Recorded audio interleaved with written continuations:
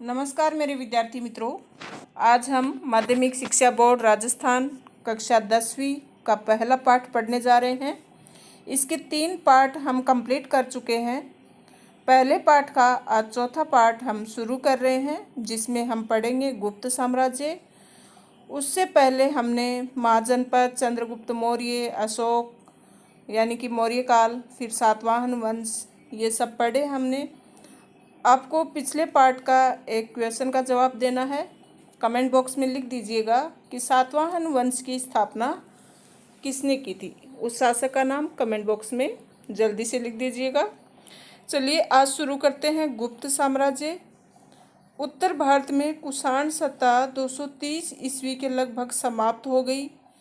तब मध्य भारत का एक बड़ा भूभाग शक मुरंडों के शासन में आ गया, जो कि 260 ईस्वी तक शासन करते रहे। उसके बाद 275 ईस्वी में गुप्त वंश अस्तित्व में आया और गुप्त वंश की स्थापना किसने की थी? श्रीगुप्त ने। यह आपको ध्यान में रखना है। श्रीगुप्त गुप्त वंश के संस्थापक थे और समुद्रगुप्त ने स्वयं प्रयाग प्रशस्ति में बताया है कि श्रीगुप्त के वे परपोत्र थे। श्रीगुप्त के बाद घटोत्कच हुए और घटोत्कच के बाद में चंद्रगुप्त प्रथम आए, जो कि गुप्त वंश के सबसे प्रतापी शासक थे। चंद्रगुप्त प्रथम को महाराज धीराज की उपाधि दी गई और उसने लिच्छवी वंशजा कुमार देवी से विवाह किया। चंद्रगुप्त प्रथम ने 319 ईस्वी में एक संवत चलाया, जो गुप्त संवत के नाम से प्रसिद्ध था। तो ये महत्वपूर्ण है। गुप्त वंश से श्रीगुप्त ने गुप्त वंश की स्थापना की। फिर घटोत्कच आए। घटोत्कच को महाराज की उपाधि मिली और घटोत्कच का पुत्र चंद्रगुप्त प्रथम, जिनको महाराज धीराज की उपाधि मिली, और उन्होंने शक संवत भी एक संवत भी चलाया 319 ईस्वी में। फिर समुद्रगुप्त। चंद्रगुप्त ने समुद्रगुप्त को अपना उत्तराधिकारी नियुक्त किया। उसका आदर्श दिग्विजय और एकीकरण था। वह साम्राज्यवाद में विश्वास रखता था। उसके दरबारी कवि हरिसेन ने उसकी सैनिक सफलताओं का विवरण इलाहाबाद प्रशस्ति में किया है। तो समुद्रगुप्त की सैनिक सफलताओं का विवरण मिलता है इलाहाबाद प्रशस्ति में। और इनका विश्वास था साम्राज्यवाद, एकीकरण और दिग्विजय, मतलब सब तरह से अपने अधिकार में कर लेना, दूसरे राज्यों को भी अपने अधिकार में ले लेना। ये साम्राज्यवाद की भावना इनकी विशेषता थी। ये अभिलेख उसी स्तंभ पर उत्कीर्ण है जिस पर अशोक का अभिलेख उत्कीर्ण है। कौन सा? इलाहाबाद प्रशस्ति। इसके द्वारा जीते क्षेत्र को 5 समूह में बांटा जा सकता है। गंगा यमुना दोआब के राज्य, पूर्वी हिमालय के राज्य, पूर्वी विजय क्षेत्र, आठवीं राज्य, और पूर्वी दक्कन व दक्षिण भारत के राज्य, और शक एवं कुषाण राज्य। इलाहाबाद प्रशस्ति के अनुसार ये कभी भी युद्ध में नहीं आ रहा। कौन? समुद्रगुप्त। समुद्रगुप्त के पास एक शक्तिशाली नौसेना भी थी, जिससे वह विदेशों से संबंध सुदृढ़ कर सका। समुद्रगुप्त ने अश्वमेध यज्ञ भी किया। उसके सिक्कों पर अश्वमेध यज्ञ पराक्रम लिखा मिलता है। तो समुद्रगुप्त ने अश्वमेध यज्ञ भी किया था और उनके सिक्कों पर भी ये मिलता है। और समुद्रगुप्त के पास एक शक्तिशाली नौसेना भी थी।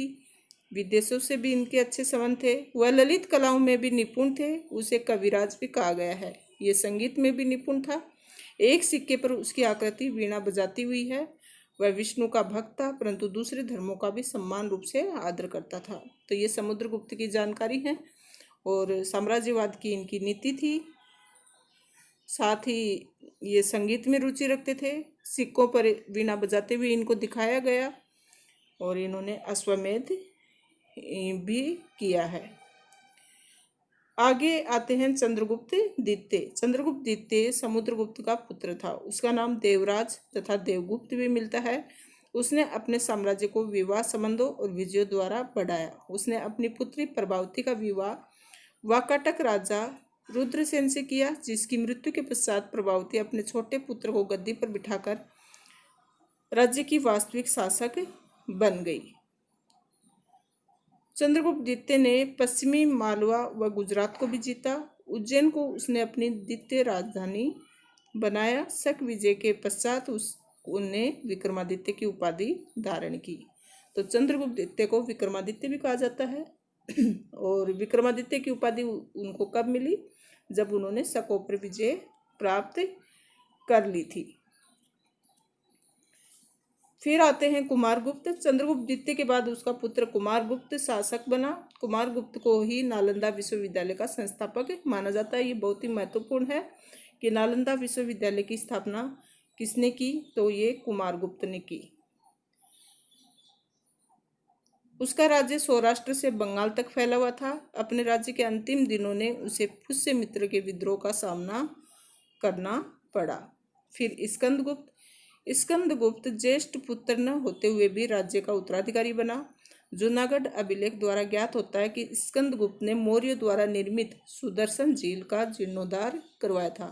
तो सुदर्शन झील मौर्य काल में बनी थी, लेकिन उसको फिर से बनवाने का काम किया था स्कंदगुप्त ने। तो ये प्रश्न भी पूछा जा सकता है आपको कि सुदर्शन झील का जीर्णोद्धार किस राजा ने करवाया था?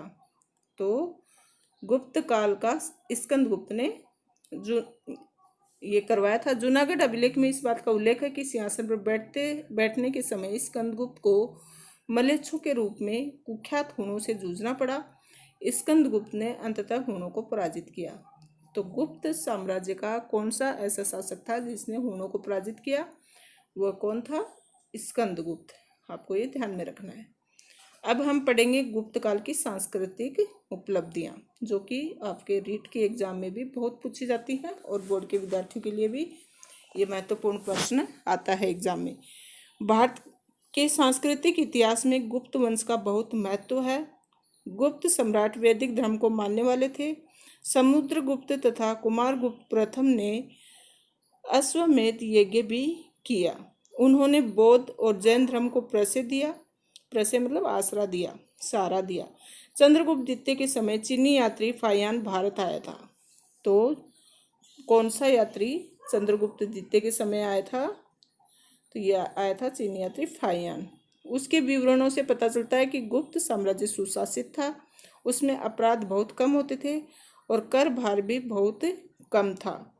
राजकाज की भाषा संस्कृत थी। तो गुप्त काल की भाषा कौन सी थी? संस्कृत। अभिज्ञान शाकुंतलम नाटक तथा रघुवंशम महाकाव्य के रचयिता कालिदास, मृच्छकटिकम नाटक के लेखक शूद्रक, मुद्रा राक्षस नाटक के लेखक विशाखादत्त तथा सुविख्यात कोशकार अमर सिंह गुप्त काल में ही हुए। ये सारे नाम आपको याद रखने हैं, एग्जाम में ऑब्जेक्टिव टाइप के क्वेश्चन में पूछे जाते हैं। रामायण महाभारत तथा मनु संहिता अपने वर्तमान काल में गुप्त काल में ही सामने आई। गुप्त काल में आर्यभट्ट, वराहमिहिर, ब्रह्मगुप्त ने भी गणित तथा ज्योतिष के विकास को बहुत योगदान दिया। इसी काल में दशमलव प्रणाली का आविष्कार हुआ, जो बाद में अरबों के माध्यम से यूरोप तक पहुंची। उस काल की वास्तुकला, चित्रकला तथा धातु कला के प्रमाण झांसी और कानपुर के अवशेषों, अजंता की कुछ गुफाओं, दिल्ली में स्थित लौह स्तंभ, नालंदा में 80 फुट की ऊंची बुद्ध की तांबे की मूर्ति तथा सुल्तानगंज स्थित 7.5 फुट ऊंची बुद्ध की तांबे की प्रतिमा के से मिलते हैं। तो वहाँ की सांस्कृतिक कला किस तरह की थी, वास्तुकला कैसी थी, ये उदाहरण आपको इन सब चीज़ों को देखने से मिलता है कि अजंता की गुफाएं, दिल्ली के लौह स्तंभ, नालंदा में 80 फुट की ऊंची बुद्ध की तांबे की मूर्ति और सुल्तानगंज में भी 7.5 फुट ऊंची बुद्ध तांबे की मूर्ति मिलती है। ये गुप्त काल की विशेषताएं हैं सभी। फिर वहाँ का समाज कैसा था? गुप्तकालीन समाज परंपरागत रूप से 4 वर्णों में विभक्त था। समाज में ब्राह्मणों का स्थान सर्वोच्च था। उनके कर्तव्य माने जाते हैं अध्ययन, अध्यापन, यज्ञ और दान। क्षत्रिय का कर्तव्य राष्ट्र की रक्षा करना, वैश्य का कार्य व्यापार और वाणिज्य करना, शूद्र सेवा प्रदाता था। शूद्र मतलब सबसे नीचे जो कौम थी वो शूद्र थी और जो सबकी सेवा करते थे। गुप्त काल में जातियों के विषय में व्यवसाय का बंधन शिथिल होने लगा था। फिर भी वर्णों का आधार गुण और कर्म न होकर जन्मी था। स्त्रियों का समाज में महत्वपूर्ण स्थान था। धार्मिक रीतियों में पति के साथ पत्नी की उपस्थिति अनिवार्य थी। स्त्री शिक्षा का प्रचलन भी था। पर्दा प्रथा नहीं थी। उस समय 8 प्रकार के विवाहों का प्रचलन था।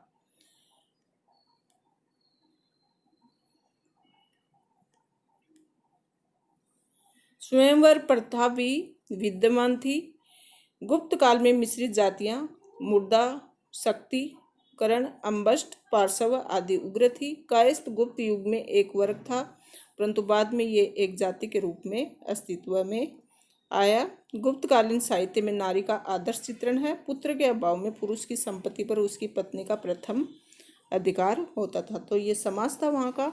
पर्दा प्रथा नहीं थी। महिलाओं की स्थिति अच्छी थी और समाज 4 वर्णों में विभाजित था। ब्राह्मण, क्षत्रिय, वैश्य, शूद्र। शूद्र सबकी सेवा करने वाले थे। ब्राह्मण यज्ञ ये सब दान इसमें आगे थे और ब्राह्मण का स्थान सर्वोपरि था। फिर आता है वर्धन वंश। इसको पुष्यभूति वंश भी कहते हैं। 6ठी शताब्दी में दिल्ली के निकट थानेश्वर में पुष्यभूति से जो शिव का उपासक था, इस वंश का प्रारंभ हुआ। तो पुष्यभूति ने ही वर्धन वंश की स्थापना की थी, या फिर इसको पुष्यभूति वंश भी कहते हैं। इस वंश में 3 राजा हुए, प्रभाकर वर्धन, राज्यवर्धन और हर्षवर्धन। प्रभाकर वर्धन की मृत्यु के बाद सिंहासन पर उसका बड़ा पुत्र राज्यवर्धन बैठा, किंतु राज्याभिषेक के बाद राज्यवर्धन को युद्धों में उलझना पड़ा और बंगाल के गौड़ शासक शशांक द्वारा 606 ईस्वी में उसका वध कर दिया गया।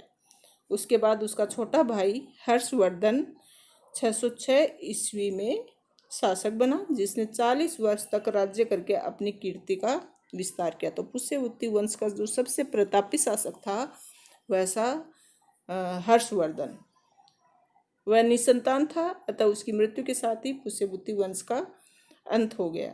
जिस समय हर्ष सिंहासन पर बैठा, राज्य की स्थिति अत्यंत संकटपूर्ण थी।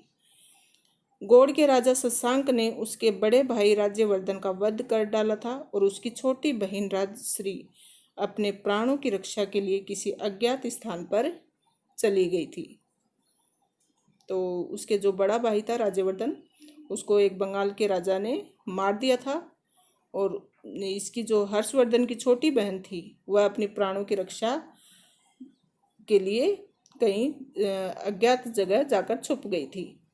हर्षवर्धन ने शीघ्र ही अपनी बहन को ढूंढ निकाला और कामरूप के राजा भास्कर वर्मा से संधि करके शशांक के विरुद्ध एक बड़ी सेना भेज दी। यद्यपि दक्षिण में उसकी सेनाओं को लगभग 620 ईस्वी में चालुक्य राजा पुलकेशिन ने नर्मदा के तट पर पीछे खदेड़ दिया था। हर्ष के साम्राज्य की सीमाएं उत्तर में हिमाच्छिद पर्वतों, दक्षिण में नर्मदा नदी के तट, पूर्व में गंजाम और पश्चिम में वल्लभी तक विस्तृत थी। अपनी बहन को ढूंढ निकाला था और फिर उसने कामरूप के राजा भास्कर वर्मा से संधि करके मिलकर शशांक के विरुद्ध, शशांक कौन था, जो इसके बंगाल का राजा था, जो इसके भाई को मार डाला था जिसने, तो उसके विरुद्ध इसने षड्यंत्र रचा, उसके विरुद्ध सेना भेजी। तो दक्षिण में उसकी सेनाओं को लगभग 620 ईस्वी में चालुक्य राजा पुलकेशिन ने नर्मदा के तट के पीछे खदेड़ दिया। तो पुलकेशिन जो चालुक्य राजा था उसने नहीं टिकने दिया दक्षिण में इसकी सेना को, और हर्ष के साम्राज्य की सीमाएं उत्तर में मतलब फैल गई थी और दक्षिण में नर्मदा नदी के तट पर, पूर्व में गंजाम और पश्चिम में वल्लभी तक विस्तृत हो गई थी। इसकी सेनाएं इतनी दूरी तक जा चुकी थी। कन्नौज इस विशाल साम्राज्य की राजधानी थी। हर्ष ने महाराज धीराज की पदवी धारण की। वह शिव और सूर्य की उपासना करता था। बाद में उसका झुकाव महायान बौद्ध धर्म की ओर अधिक हो गया। वह प्रति 5वें वर्ष प्रयाग में गंगा और यमुना के संगम पर एक महोत्सव करके दान आदि करता था। तो इस तरह से मतलब सेना भी इसकी विशाल थी और राजा भी एकदम शक्तिशाली था। साथ साथ धर्म और संस्कार भी बहुत ही अच्छे थे। दान पुण्य में विश्वास रखता था और शिव का भक्त था। बाद में बौद्ध धर्म को स्वीकार कर लिया था। चीनी यात्री हैंसांग भी इस प्रकार के 6ठे महोत्सव में सम्मिलित हुए थे। तो वो हर 5वें वर्ष ये करते थे, महोत्सव करते थे दान देने के लिए। तो 6ठे महोत्सव में इनके शासनकाल में चीनी यात्री हेनसांग भी शामिल हुए थे। तो चीनी यात्री हेनसांग किसके काल में आए थे? हर्षवर्धन के समय। चलिए आगे बढ़ते हैं। ये देखो, ये हर्षवर्धन का साम्राज्य दिखाया है और ये हर्षवर्धन। फिर आता है पाल वंश। इस वंश का उद्भव बंगाल के लगभग 750 ईस्वी में गोपाल से माना जाता है। मतलब गोपाल ने पाल वंश की स्थापना की थी। पाल वंश का दूसरा शासक धर्मपाल इस वंश का सबसे महान राजा था। तो पाल वंश का महान राजा कौन? धर्मपाल। उसने अपना राज्य कन्नौज तक विस्तृत किया। प्रतिहारों तथा राष्ट्रकूटों के साथ त्रिकोणात्मक संघर्ष में भी अपने राज्य को सुरक्षित रखा। उसके पुत्र एवं उत्तराधिकारी देवपाल ने भी कई युद्धों में विजय प्राप्त की। वह अपनी राजधानी को पाटलिपुत्र से बंगाल ले गया। उसकी राजसभा में सुमात्रा के राजा बालपुत्र देव का दूत आया। देवपाल के बाद पालवंश की राज्य शक्ति शासकों की निर्बलता तथा गुर्जर प्रतिहार राजाओं के आक्रमण के कारण क्षीण होने लगी। तो इसकी शक्ति धीरे धीरे पालवंश की शक्ति कमजोर होने लगी, क्योंकि गुर्जर प्रतिहारों के भी आक्रमण लगातार हो रहे थे।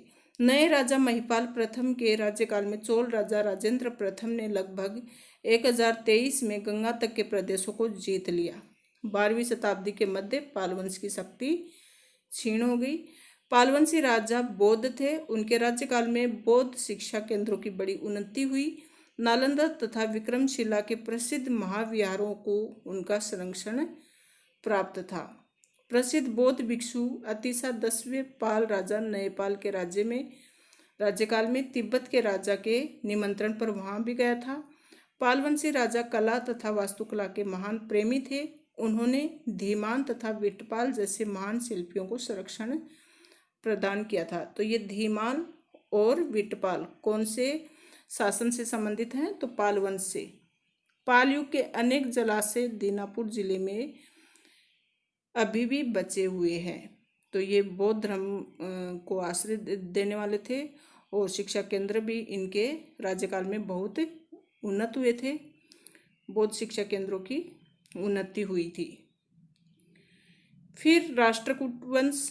इस राजवंश की स्थापना दंती दुर्ग ने की थी। जितने भी स्थापक हैं वो आपको याद रखने हैं। तो राष्ट्रकूट की स्थापना दंती दुर्ग ने की थी 736 ईस्वी में। उसने नासिक को अपनी राजधानी बनाया। इस वंश में 14 शासक हुए। दंती दुर्ग वातापी के चालुक्यों के अधीन सामंत था। उसने अंतिम चालुक्य शासक कीर्तिवर्मा द्वितीय को पराजित करके दक्षिण में चालुक्यों की सत्ता समाप्त कर दी। तो दंती दुर्ग का जो प्रतापी शासक था उसने अंतिम चालुक्य शासक कीर्तिवर्मा को पराजित कर दिया और दक्षिण में चालुक्यों की सत्ता को ही समाप्त कर दिया। कृष्ण प्रथम ने एलोरा के सुप्रसिद्ध कैलाशनाथ मंदिर का निर्माण करवाया। तो ये भी महत्वपूर्ण प्रश्न है, कई बार पूछा जाता है। एलोरा के सुप्रसिद्ध कैलाशनाथ मंदिर का निर्माण किसने करवाया? तो राष्ट्रकूट के शासक कृष्ण प्रथम ने। वंश के चौथे शासक ध्रुव ने गुर्जर प्रतिहार शासक वत्सराज को पराजित किया और 5वें शासक गोविंद तृतीय ने गुर्जर प्रतिहार शासक नागभट्टद्वितीय और पाल शासक धर्मपाल को पराजित किया। उसने राष्ट्रकूटों के साम्राज्य को मालव प्रदेश से कांची तक विस्तृत कर दिया। छठा शासक अमोघ वर्ष शांतिप्रिय था। उसने लगभग 64 वर्षों तक राज्य किया। उसी ने मान्यखेत को राष्ट्रकूटों की राजधानी बनाई। तो राष्ट्रकूटों की राजधानी मान्यखेत किसने बनाई? ये बनाई थी अमोघ वर्ष ने। अरब यात्री सुलेमान ने अमोघ वर्ष की गणना विश्व के तत्कालीन 4 महान शासकों में की। कृष्ण द्वितीय और इंद्र तृतीय ने कन्नौज के तत्कालीन शासक महिपाल को पराजित करके भागने को विवश किया। 12वें शासक कृष्ण तृतीय के शासनकाल में राष्ट्रकूटों का दक्षिण के चोल शासकों से एक दीर्घकालीन संघर्ष आरंभ हुआ। राष्ट्रकूटों का पराभव कल्याणी के चालुक्यों द्वारा हुआ। चालुक्य शासक तैलप ने 973 ईस्वी में इस वंश के कर्कद्वितीय को पराजित करके मान्यखेत पर अधिकार कर लिया। और राष्ट्रकूट शासक वैदिक धर्म के प्रबल समर्थक थे। उन्होंने कई भव्य मंदिरों का निर्माण कराया। वे संस्कृत तथा कन्नड़ साहित्य के पोषक थे। अरबों ने इस वंश के शासकों को बलराज संबोधित किया है। तो संस्कृत और कन्नड़ में ही इनके साहित्य बने थे राष्ट्रकूटों के। और इन्होंने बहुत सारे मंदिरों का भी निर्माण करवाया। 14 शासक हुए थे राष्ट्रकूट के। और दंती दुर्ग जो था वो राष्ट्रकूट शासन की स्थापना करने वाला सबसे पहला शासक था। चलिए विद्यार्थियों, यहाँ तक। अभी हम आगे के पार्ट में शुरुआत करेंगे गुर्जर प्रतिहार वंश की। धन्यवाद।